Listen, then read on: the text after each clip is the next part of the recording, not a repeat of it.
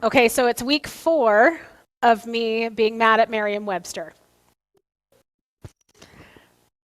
Who can tell me the dictionary definition of love? Dictionary definition.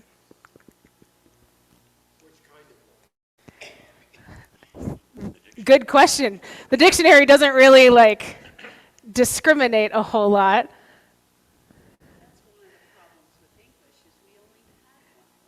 One of the problems with English is that we only have one word. That's true. Yes. Strong affection. Yes. It is a deep feeling of strong affection is actually the literal definition. So I'm sitting here going, okay, so I'm supposed to preach on the spiritual principles of love, and this is all I get? What? That doesn't make any sense. I've been married for 10 years. That's not what love is. It's part of it, but it's not all of it. And I know that you folks who've been married longer than I have know that even better than I do. That love is not a feeling. Sometimes it is. Affection definitely is. But that love is something much bigger than just how I feel that day. So you guys always do a better job than Merriam-Webster. So I'm curious, what are your definitions of love? Because English sucks. Like the codified language, I'm really not happy with it. So let's do the crowdsourcing. Amanda. So this isn't fair, but it's actually what is in my book. Okay. Love is all the work we do to help ourselves and everyone else flourish. All the work we do to help ourselves and everyone else flourish. Beautiful. We have a love scholar over here, flourishing scholar, definitely. So, other thoughts? What is love? There's also an 80s song that just deeply wants to come out of me, right? Thank you, Lori. My worship leader. What is love? Baby, don't hurt me. Don't hurt me no more. Anyway.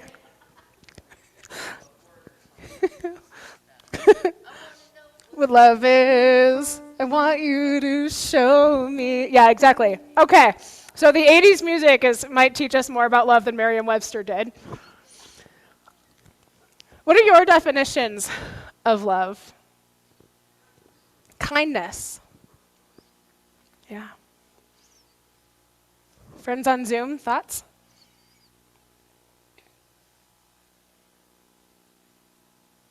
They're thinking. Harima. And then Lori. I would say caring for others more than you do by yourself. Caring for others more than you by yourself.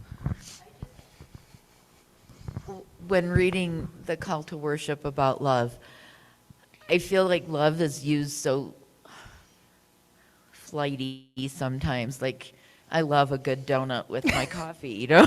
Me too. I love to sit in front of my fireplace and watch stupid movies on TV, you know. But then when I read this, I'm like, that doesn't have anything really to do with we love because God loves us. I don't believe God loves me so that I can go to Amy's and treat myself once in a while to a donut. So I don't know. It is a confusing thing to try and define. So you got to cut Webster some slack. Merriam-Webster's doing their best. We have a Merriam-Webster apologist here. No, I mean, that's what we decided about joy, right? Is that it was not something that we could actually really define. It was something that we knew when we felt it. Mel's going to take a... I already got it started, but what I was going to say was similar to hers. Maybe I'll add a little bit. Deep caring. Deep caring. Yeah. Yeah. Linda. Yep. So that Zoom can hear you. General empathy for all living things. General empathy for all living things. That's beautiful. Other thoughts? Cindy. I can't go into my head on this one, and so I'm going to struggle to describe. It's like an overwhelming sense of deep connection to something or someone that makes you forget that you're an individual. I'm thinking of the birth of my children. Thank you. Yeah. Throughout this Advent season, the birth of our children or our grandchildren has been one of these touch points with all of these different attributes of the Advent season: love and joy, hope. That's been a theme that's come up. Makes you forget that you are an individual. So linguistically speaking, I would like to let you guys know that in Spanish, we have two completely different words. When it's love for a person or even your pet, and when you just love to do something. That is a completely different word. We can't even use the word that is for love with things. We do not say that we love that red car. It's a different verb altogether. Is it quiero? Quiero is when you love someone or a pet, and then me gusta o me encanta when it's a thing. Like, I really, really like something. We don't say we love something. Beautiful. Thank you.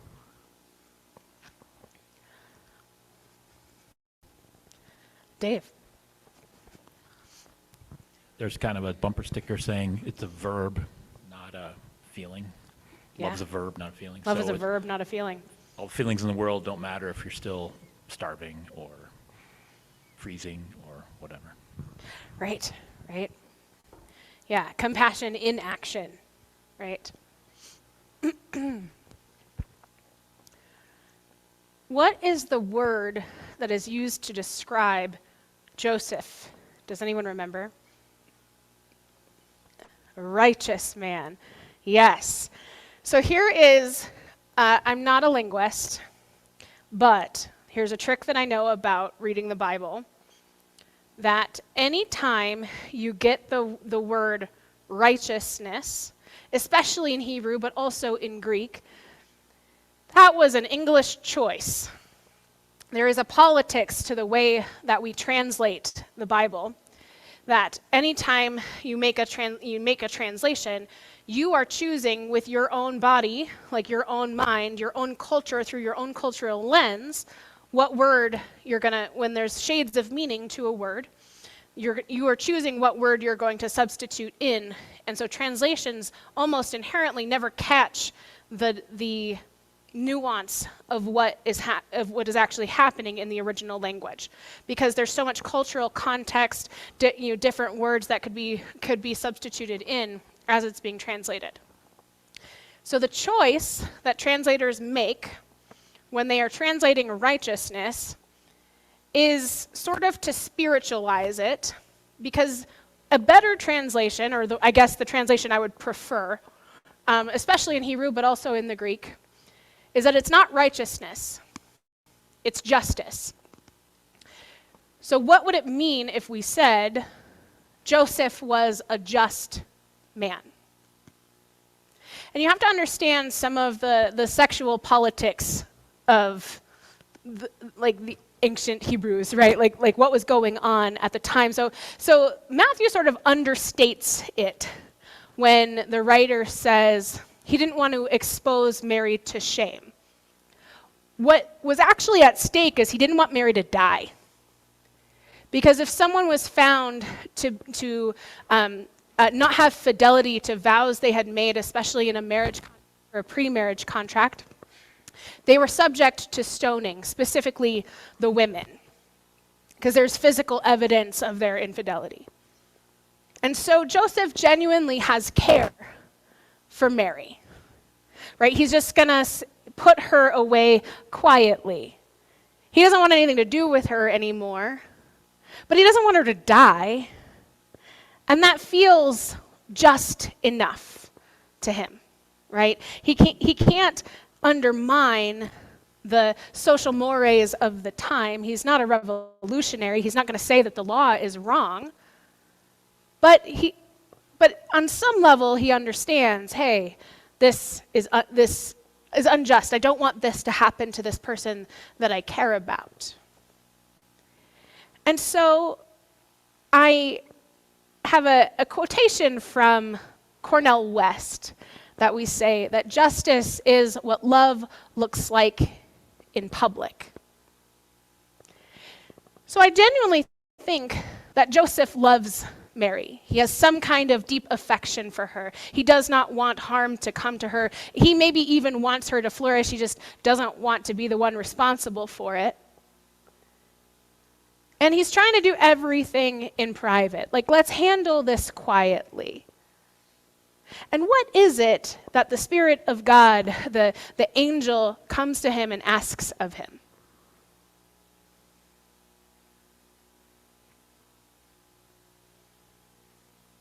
Don't be afraid. But also kind of put up or shut up, right? Like, if you love this woman, love her in public. It's going to be hard. It's going to maybe bring shame on your family. Your friends may not understand, but if you actually love her, there is something you must do. There is something that is required of you. You can't just handle this quietly. If you love her, commit to being by her side, even if it's difficult. Oh, we love that ability to just handle things quietly, not rock the boat, but we've already talked about the peace that only comes through justice, peace not being the absence of disruption. Love is not just a feeling, it requires action of Joseph. It requires him to place his body on the line, to stand with her, to hold her as she goes through this public shaming because her pregnancy is obvious, and to stand between her and a literal stoning, which would be her fate.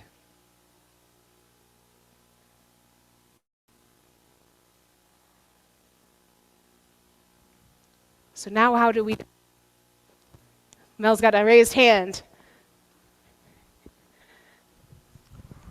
What do we really know about the timing of all of this?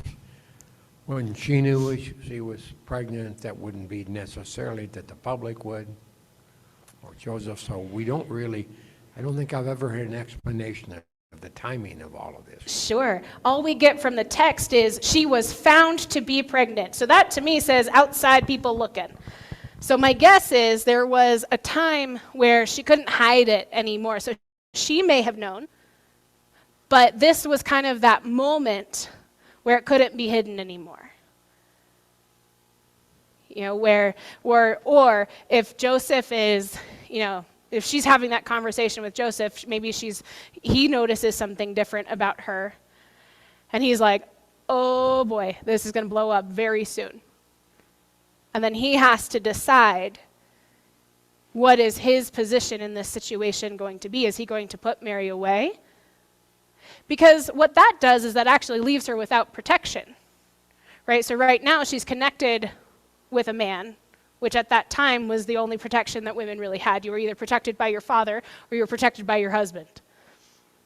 And so she's kind of in this middle ground that if Joseph decided to put her away, then she's also a shame on her father's house, because it's the father's role to make sure that she stays chaste and pure.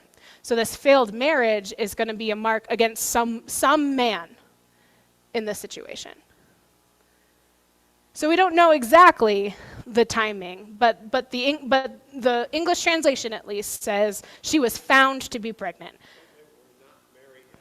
They were not married at the time. They were engaged.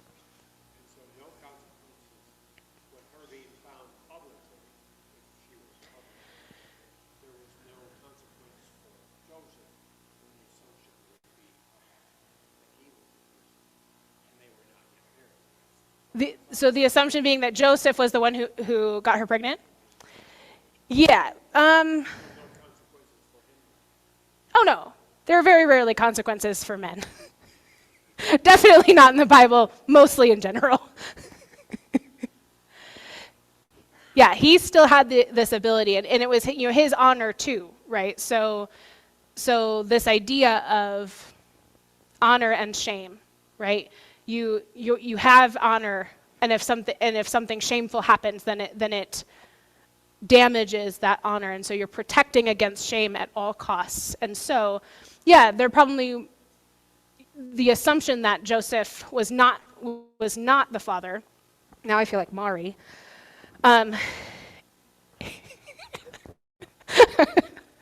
Thank you. It was that Mary was being promiscuous, and that was solely found in her body. And what that would do is that echoes Levitical law that they would have been operating under, is that men were only held responsible for marital infidelity if they were caught in the act. Women could be punished at any time. So there's different rules for men and for women here.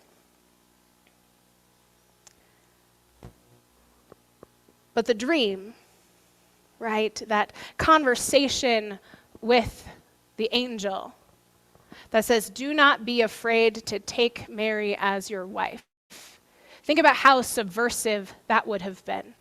That's risking Joseph's social status. That's risking his own honor. Because if he can't control his betrothed, how is he going to be a trustworthy man in society? He's already kind of on a losing prospect on this if he sticks with Mary. And yet, Joseph is a just man, a righteous man, who I genuinely think is trying to do the best he can with a pretty bad situation, right? But then the inbreaking of God into this moment says, this is what your definition of love might be. But to Cindy's definition, that thing that makes you forget that you are an individual. Joseph putting his wife or his betrothed away quietly still holds on to his individuality. He's trying to save his own skin, come out of this looking okay in some way without hurting her as much as he can mitigate the damage to her and her reputation. And yet true love requires something of us. It moves us into action. It moves us into solidarity. It moves us into taking the most just stance that we can, including taking a risk in our own body. So the angel says to him, do not be afraid to take Mary as your wife. And I'm curious about that. I'm always curious how people receive these messages from God. Easy for you to say, angel, I have to deal with the social consequences of this. I'm afraid, right? But then there's this idea of sometimes when we are called to just action, we do it afraid. Whenever the angel says, be not afraid, I'm like, I don't think I can talk myself out of the feeling of fear, right? This thing is risky, this thing that's being asked of me. It's tender, it's vulnerable, it's difficult. And yet, Joseph chose connection. He chose Mary. He chose justness. He chose love. And he said yes. And he didn't get much out of it, right? This idea of marriage, right? It explicitly tells us there was no sex involved. She was pregnant, right? He didn't have any marital relations with her. So it wasn't even about the physical aspects of their attraction to one another. He chose to stand with her when it was difficult, without much coming back to him. And so I get curious about what does that mean for us when we say we love. English does a poor job of discerning what this word actually means. There is a saying in activist circles that if you're not being hit by the same stones that are hitting marginalized people, you're not actually in solidarity with them. And yet, when we show up, it changes where our bodies are in space. Joseph chose to literally stand by Mary, to love her with his whole self. And he is an image of what it means to live in love, even and especially when it's hard. And so the theme of this sermon series through Advent is that love is a practice. It goes beyond just Joseph's general positive feelings towards Mary and requires something of him. Love, as we live it out, requires something of us. And so again, Merriam-Webster aside, a feeling of deep affection, maybe deep connection, but also action. How do we live love as a practice? What are your thoughts?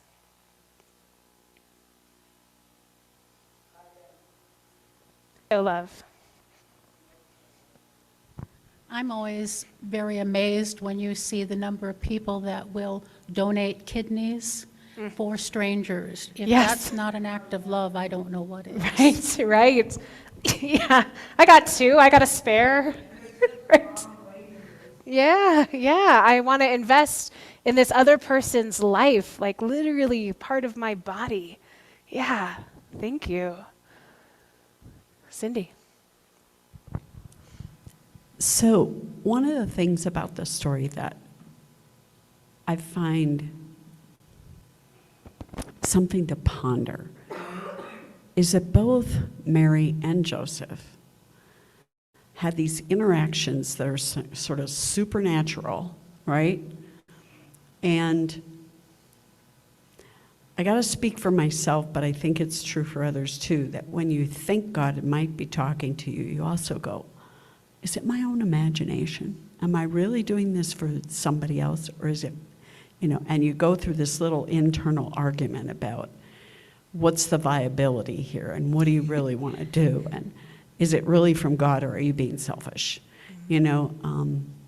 Things like that just kind of go through your head. And the fact that these two people swallowed this and went on faith to continue a relationship, because they had a relationship, in spite of things going horribly awry.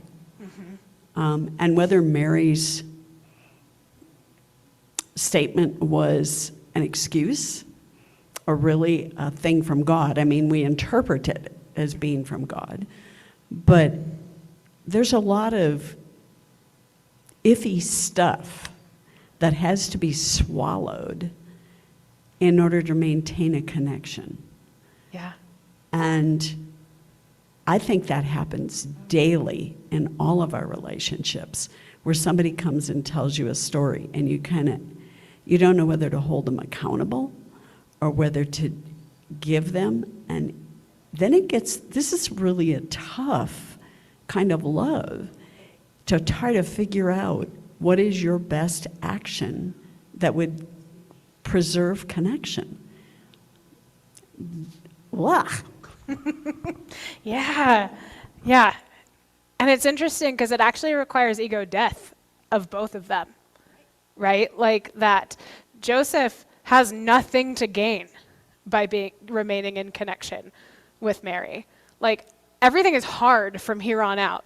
Like the easy part of them, just like, the early parts of their betrothal, kind of like early dating days, like that was the best it kind of got. I mean, maybe the connection was good, but the external factors, right? And so this deep knowing, right, that, that intuition or the dream or the vision from the angel, like it's asking huge sacrifice of Joseph. And it's that's often where God is calling us to, is to that extension, to that lean into connection, to that thing that asks something of us, that asks us to put our stated values or our love in action and to literally change where our bodies are in space, like stand with her.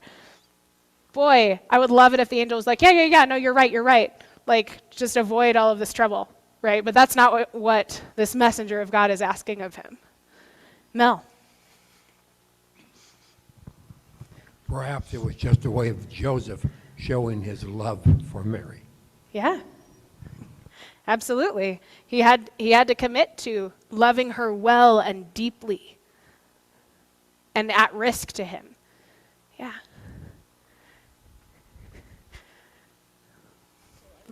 I really only have one time when I'm pretty sure the big guy was talking to me.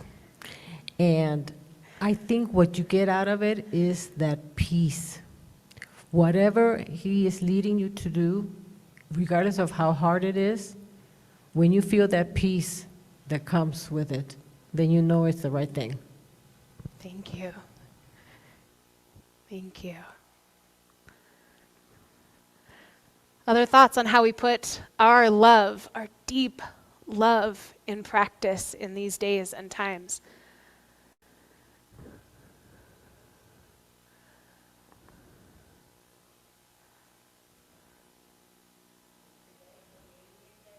It's not today, nope. Yeah. Yep. Herima.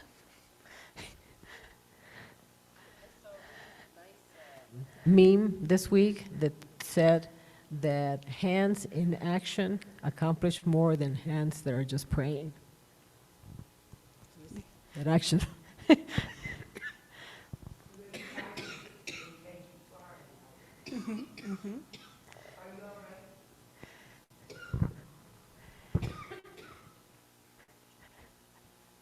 in my pocket.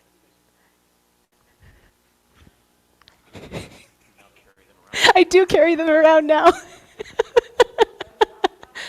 Yes, you can. I have another one. Go. Have to replenish my stock, my pocket stock. Okay. So thank you for that, Herima.